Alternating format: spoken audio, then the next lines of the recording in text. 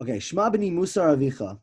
Listen, my son, to the Musar of your father. You guys know what Musar is, of course. That's what we live for. Al titosh Torah simecha, and do not forsake the guidance of your mother. This is a line in Proverbs, which is Mishlei, Shlomo HaMelech. Yes. Parenting and transmitting the building blocks of characters.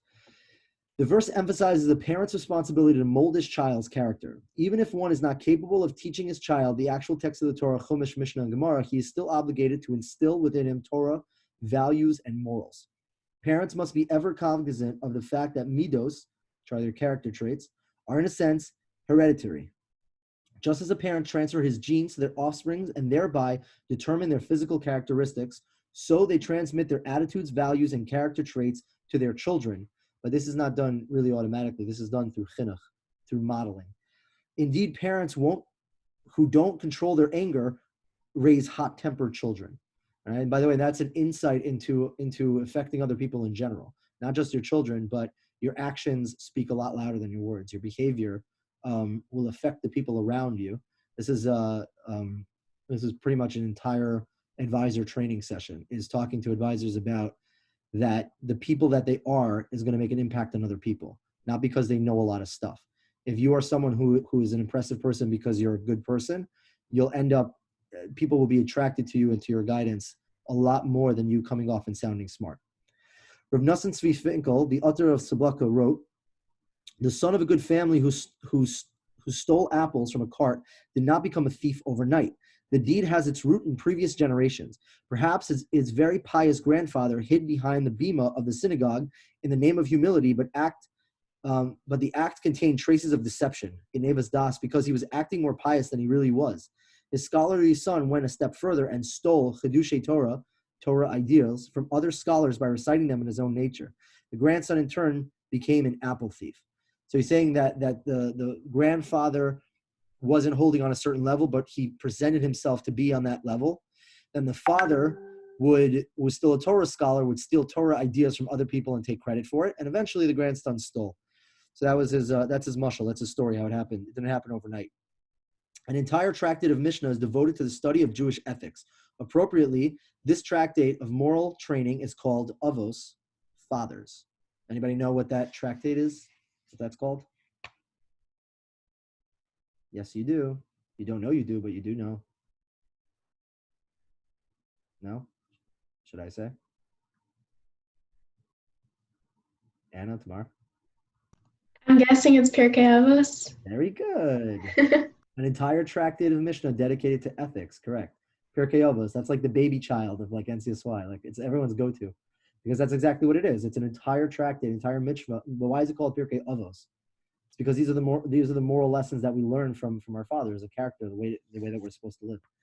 Parents should foster in their children a spirit of reverence, which is like fear, like respectful fear, and awe for God. And the Orach Chaim HaKadosh writes, a child must be trained to fear God in the earliest possible age.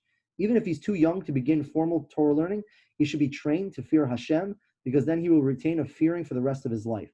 Now, when we talk about fear here, we're not talking about Santa Claus fear. I'm scared I'm going to get zapped. I'm scared I'm going to get coal in my sock.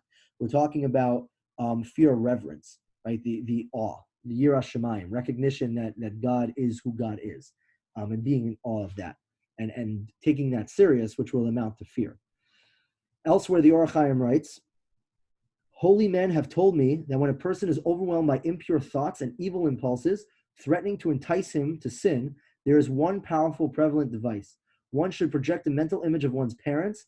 When one sees them before him, the forces of sanctity are reinforced within him, and he will find within himself the strength to overcome temptation. Thus, Potiphar's wife nearly succeeded in seducing Yosef until the image of his father appeared before Yosef and helped him overcome his passion. This explains the order of the verses in the Torah. The Torah commands, Kedusha Tiyu, that you should be holy, and immediately after, you guys remember this, I taught this in Israel, in the second session on Shabbos. Immediately right after, it says, every man should fear his mother and father, and say to him, if you wish to safeguard yourself from temptation, fear your parents and picture them standing before you. I think we've all been there, right? Where it's like, I want to do something that's bad, but I know my mom will be super pissed at me if I do this, or even worse, my dad, so then I don't do it. So that's kind of what that idea is. As mentioned in our introduction, Rambam addresses this letter to his son Nachman. Rambam wrote another letter to his son Shlomo, who in the service of the Spanish government. Therein, Rambam emphasizes how beneficial it is for a child to always think of parents' teaching. My son, remember me always, and let my image of my countenance always be before your eyes. Let it never depart from you. Remove your heart from the desire and do anything that you know I despise. Be with me always. Observe the commandments of God and live. So something that's very popular amongst all Jewish parents, no matter what level of whether they're very religious or they're very secular, every Jewish parent wants their kid to marry Jewish, for the most part, right? Marry Jewish, marry Jewish. So you see this a lot, and it's one of those things that is passed down, but it's very interesting that if you're a parent who values that, you raise your kids with Torah values in the home, it's a common sense thing that they're going to marry Jewish. They'll never veer away from it. On the other hand, I had a friend in high school, a girl whose mother would always say she didn't believe in God, she hated religion, but her kids are always going to marry Jewish. Why? I don't know. It didn't make any sense to me. She's like, my kids are always going to marry Jewish. Anyway, her two oldest kids are married, both to non-Jews. So it's always funny. And I always like laughed at her, but I was a 17-year-old kid arguing with like this 40-year-old woman. And I would laugh at her and say that you think your kid's going to marry Jewish because you think it's an important value. It doesn't work that way. If you don't live it, you don't live these values, then they don't get transmitted. Just because something's important to your parent doesn't mean it's going to be important to the kid, right? Rather, when he's saying here to his son, let me be with you always in thought, always remember your father, right? It's kind of like that Simba Mufasa moment of remember who you are, remember what I taught you when you were young. Remember the things, remember the values that I instilled in you, and always keep them close to you. Keep your father and his teachings nearby. And that's really what this letter was. The Rambam wasn't close to his son Nachman, and he wanted to write him this letter and said, read it every single day to remember the values that I taught you and raised you by. In reward for truth, the Shalach HaKadosh advises parents that if they wish to leave an impendable imprint on their children, they should place the utmost importance on the quality of honesty. A child who is trained to adopt his parents' code of honor can be trusted to act properly under all circumstances long after his parents are gone. The Shalach HaKadosh relates that when he lived in Jerusalem, he knew a very pious Sephardic Jew who wouldn't deviate from the truth for anything in the world. The Sephardic Hasidus explains this Shalah that his scrupulous honesty was his father's legacy. When he was a small child, his father would shower him with gifts, and he would confess his mischievous deeds and admit the truth. On the other hand, his father would punish him severely for telling a lie. The little boy never forgot these lessons. Obviously, when you have a little kid, you have to indoctrinate them and raise them to teach them what right and wrong. But as you get older, you know better. I remember there's a family that unfortunately I had what to do with. I knew 3 kids in the family. The 2 oldest boys I met, and they were really morally messed up. And I was always wondering, my God, these nice kids, but they had screwed up values. When I met the father, I understood why. The father was the most criminal human being I think I've ever met. The guy steals even from his wife. The guy just literally looked out to how can I steal and how can I benefit? And you saw it in the kid. When he spent time with the kid, it was always about how can I swipe, how can I finesse, he would call it, but really stealing from other people, no matter where they were, classmates in stores. And it made sense. It was like, you grew up in such a screwed up house. How on earth are you ever going to be normal? And then I had on a Shabbaton, I met the youngest daughter, and I sat down and had a conversation with them. And the things that they poured out to me at the poor age of like 15 years old, this kid doesn't have a chance. I mean, obviously they have a chance, it's not the end, but the amount of stuff that they went through at 15 years old, they didn't have a chance because they grew up in a house with such dirty, immoral human beings who were such scumbags that it affected them. And it's just really sad that they didn't have that ability. Now, it's not just children, by the way. For us to become a better person will affect our families. And I promise you this. Now, you becoming the best you can be, it'll work its way upwards as well. We live in a crazy generation where it's not always as picture perfect as we'd like it to be. But by you becoming the best version of yourself, you'll start to notice siblings, you'll start to notice even parents also start to mold their behavior. Why? Is because people are adaptable to their environment. So when you change the environment by becoming a better person, right? Sometimes you might be heavily outnumbered, but eventually people start to come around. And it's a very important lesson if you want to actually, help the people around you. True compassion. It is most appropriate for the Rambam to begin his letter of moral guidance to his son with the verse, right? Shema b'ni, Musar avicha, heed my son the discipline of your father, and do not forsake the guidance of your mother. Rashi explains that the discipline of your father refers to the basic texts of God's Torah and the recorded in the oral and written law, which were given by Har Sinai. Okay, so the Rashi is saying that this line, Shma b'ni Musar Avicha, listen to the Musar of your father, is talking to the written Torah, and the guidance of your mother refers to the additional fences and safeguards which the rabbinic introduction in every generation in order to keep people far from sin. If you think about it, right, the father lays down the law, and the mother is sort of that has that motherly insight, that womanly insight to say, you know what, if you don't want to come to danger, you should create a fence and sort of stay away from it. I like that. I think that's beautiful. Rav Mordechai Gifter tells Rosh Yeshiva, makes a fascinating observation. The Saudis, Karaites, and the reformers and the secularists who despise the rabbinic tradition, right? The Karaites and the Saudis, those are the Sedukim and the Baisusim. These were the first versions of Reform Jews who basically branched out from authentic Torah Judaism. They're not around anymore today, but the Reform Jews are like a modern day version of them. And in a few years, in the future, they won't be around either because they will all assimilate out of existence. They despise the rabbinic tradition, always try to characterize the sages as heartless, insensitive men who introduce the myriads of restrictive laws without any concern for true needs and feelings of the people. These falsifiers of truth claim that the Torah received by Moshe was flexible and filled with compassion, and that it was a later-day rabbis who transformed Judaism with their strict, overbearing, inflexible, petrified halacha.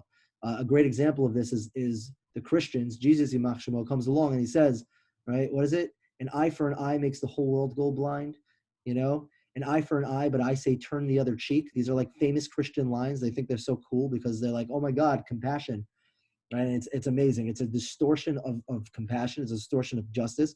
It's a distortion of morality. And you see Reform Judaism following a very, very similar path. But they believe in acceptance and tolerance to everything and all things. And there needs to be a time where a person says no. And when you lose those boundaries, that's when you lose authentic Judaism, but you also lose morality as a whole. So you saw that with Christianity, and you see it again today. They sort of share that similarity. But King Solomon, the wisest of all men, reveals this charge as a vicious libel and describes the basic text of the Torah as the strict discipline of your father, where he depicts the safeguards of the rabbis as the gentle guidance of your mother. Rav Gifter explains with this parable. Once there was a boy who had a weakness for good food.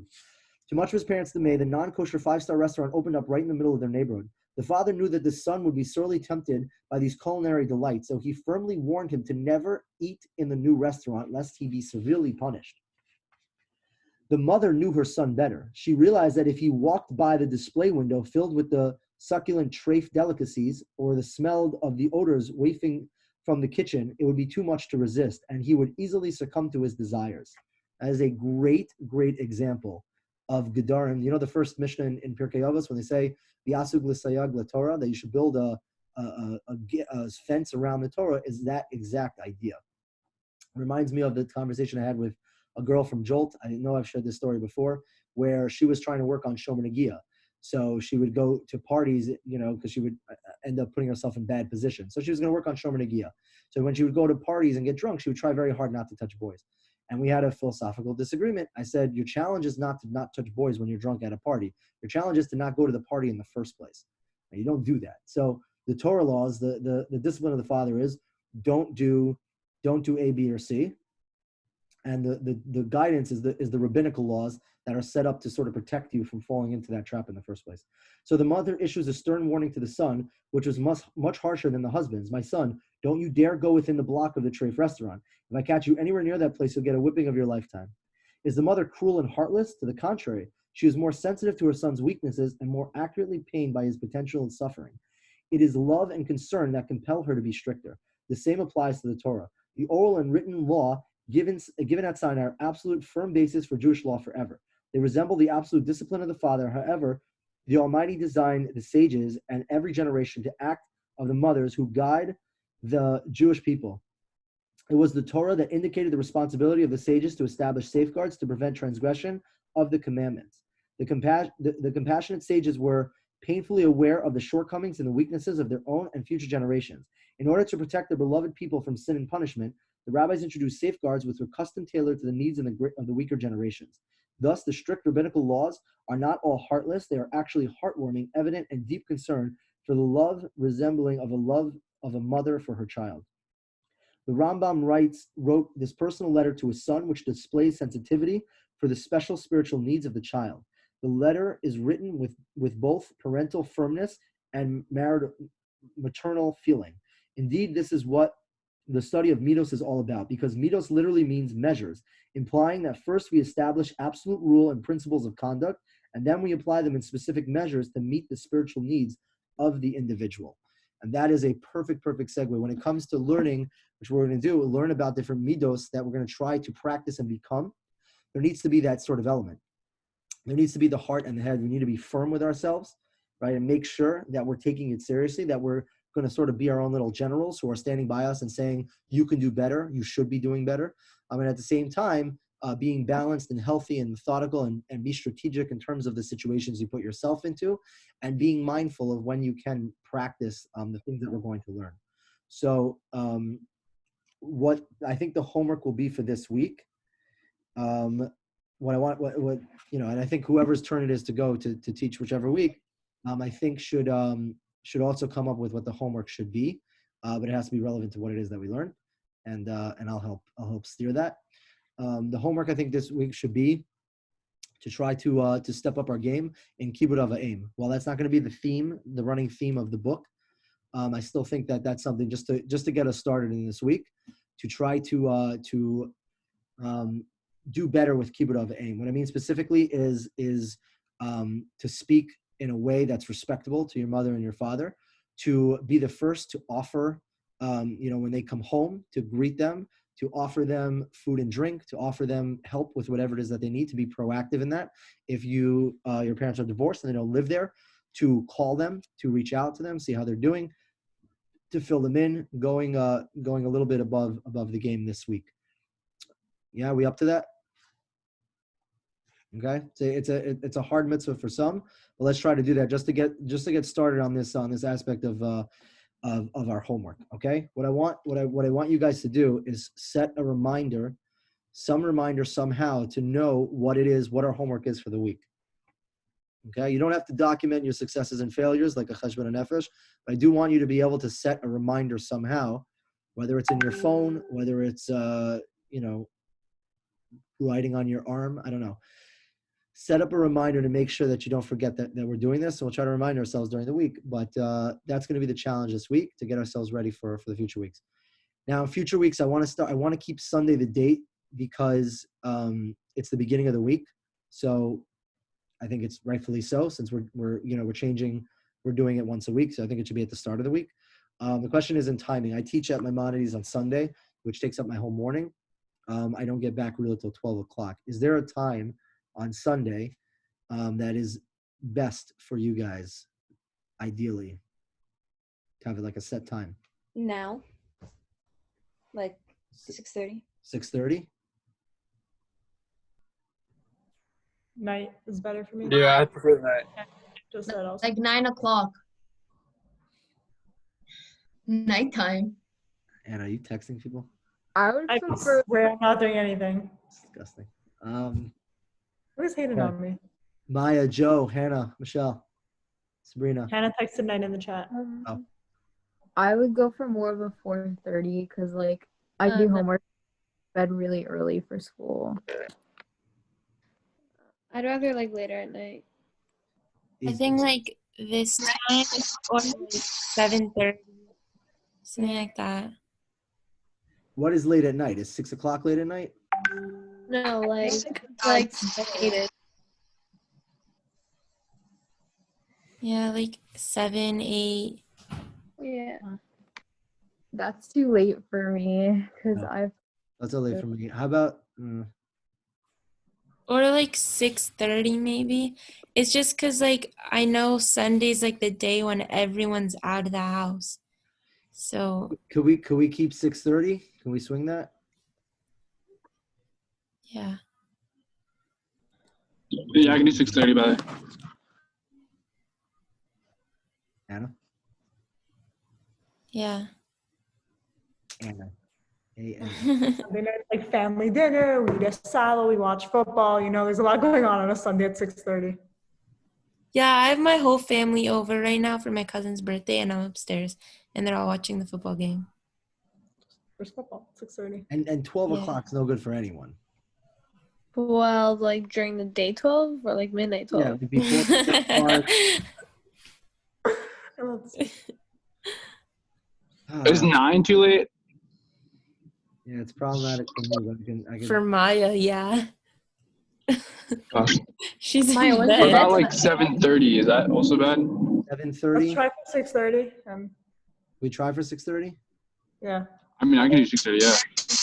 We tried it for When 6:30 does for football me and end? Maya's sake. Mm-hmm. Michelle. Cool. I'm sorry, I can hear you. Where are you? What is going on over there? All right. Cool. Okay, and who's I'm gonna let Anna and Tamar make the list of the order. Are we doing 6:30? Let's aim for 6:30 next week, and we'll see how it goes. Tov. Shavua tov, Avi. Bye. Alright. So, peace What's out. up? Good luck this week. Alright. Make it Alright. happen. What's up? She.